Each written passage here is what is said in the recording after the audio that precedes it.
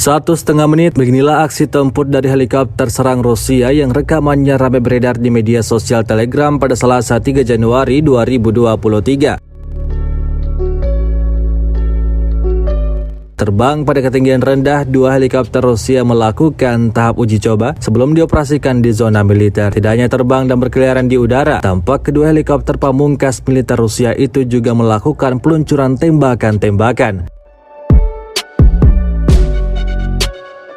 Rentetan serangan uji coba tersebut terlihat sangat akurat. Aksi uji coba yang sangat epik dari kedua helikopter serang Rusia ini tentunya akan menambah kekuatan pertahanan militer Rusia. Hingga video ini beredar, beragam komentar dituliskan warganet.